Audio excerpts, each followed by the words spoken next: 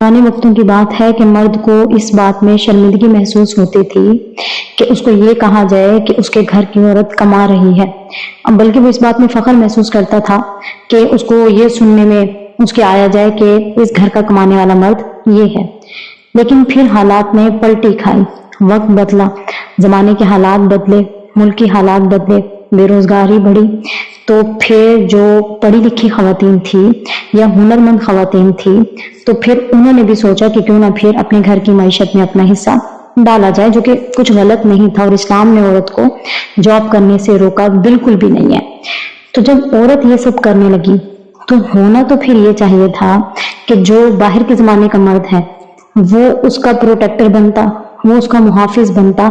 اور کام کرنے والی جگہوں پر عورت کو تحفظ کا احساس دلواتا۔ لیکن عورت جب باہر کام کرنے کے لیے نکلی تو اس کو اس کی ورک پلیس پہ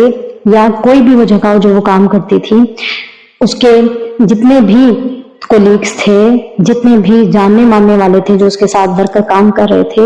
ان سے یا اپنے باس سے یا اپنے ماتحتوں سے یا اپنے بڑے عہدے والوں سے یا ارباب اختیار سے، ان سے ہراسمنٹ کا شکار ہی ہوئی وہ عورت ہمیشہ۔ کیونکہ ہونا یہ چاہیے تھا کہ باہر کا مرد اس کو حفاظت مہیا کرتا، اس کو پروٹیکشن دیتا کہ وہ باہر نکل کے کام کرنا اس کے لیے آسان ہو جاتا، لیکن جب ہر طرف سے اسے ہراسمنٹ کا شکار کیا گیا، اس کے باوجود بھی اس نے گھر کی معیشت میں اپنا حصہ ڈالا،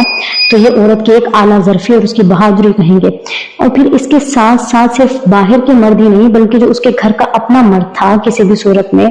وہ چاہے محرم رشتہ کوئی بھی ہو، اور خصوصاً شوہر، تو اس کو یہ چاہیے تھا کہ جب میری بیوی 2 ذمہ داریاں نبھا رہی ہے اور جبکہ میں ایک ذمہ داری نبھا کے گھر آ کے سکون اور آرام چاہتا ہوں، تو پھر اس کو بھی تھوڑے سے سکون اور آرام کی ضرورت ہے، اور یہ اگر باہر سے گھر آئے گی تو اس کے بعد اس کو گھر کی ذمہ داری بھی نبھانی پڑے گی، جو کہ اس کے ذہنی اور جسمانی حالت کے اوپر برا اثر ڈالے گی۔ تو اس آدمی کو پھر یہ چاہیے تھا کہ گھر کے کاموں میں اپنی بیگم کا، اپنی زوجہ کا ہاتھ بٹائے، جبکہ گھریلو امور میں ہاتھ بٹانا تو سرکار دو عالم صلی اللہ علیہ وسلم کی سنت ہے۔ پیارے نبی صلی اللہ علیہ وسلم نے 11 ازواج کے ساتھ گھر کا کام کیا، ان کا ہاتھ بٹایا، اور اس میں بالکل بھی عار نہیں سمجھا۔ تو آج کا مرد اگر اپنی ایک ہی اکلوتی بیوی کے ساتھ گھر کا ہاتھ بٹا دے گا تو اس میں بالکل بھی کوئی حرج نہیں ہے، بلکہ باعث ثواب ہے، سرکار دو عالم صلی اللہ علیہ وسلم کی سنت ہے۔ لیکن مرد نے عورت کو یہ تحفظ، یہ محبت، یہ احساس، یہ سکون دینے کے بجائے جب دونوں ذمہ داریوں میں، گھر کی اور باہر کی ذمہ داریوں میں لگا دیا، تو پھر اس کا الٹا اثر عورت کے ذہن پہ پڑنے لگا، اور وہ یہ کہ عورت نے پھر ایسے مرد سے جان چھڑوانے میں ہی اپنی عافیت سمجھی۔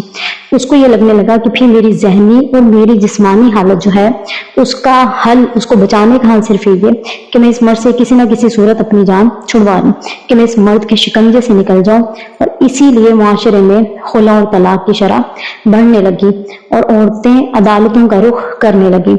اگر مرد اپنی عقل کو استعمال کرتا اور اپنی شریک حیات کے دکھ کو اور درد کو سمجھتا اور اس کو بھی انسان ہونے کے ناطے آرام کا مستحق سمجھتا، تو اسے چاہیے یہ تھا کہ اگر عورت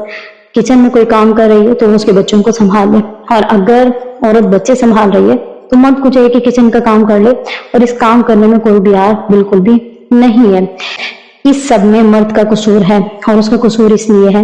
کہ اس نے عورت کو جو ساتھی بن کے دکھانا تھا، جو لباس بن کے دکھانا تھا، جو محافظ بن کے دکھانا تھا، وہ اس میں ناکام ہو گیا۔ تبھی عورت کی اس طرح سے سوچ بن گئی۔ اگر وہ اس کو سنبھالتا، اس کو محبت، سکون و تحفظ کا احساس دلواتا اور اس کی ذمہ داریوں کو اپنی ذمہ داری بھی سمجھتا، تو یہ نوبت کبھی بھی نہ آتی گھروں کے اجڑنے کی۔ تو مرد کی تربیت کی اتنی ضرورت ہے کہ ہمارے علماء اور مفتی اور ملا لوگ منبر پر بیٹھ کر آج عورت کے سمجھانے کے بجائے اگر مرد کو سمجھائیں تو یہ ان کے لیے، معاشرے کے سدھارنے کے لیے زیادہ ضروری ہے، کیونکہ عورتوں کو سمجھانے کے لیے عورتیں ہیں،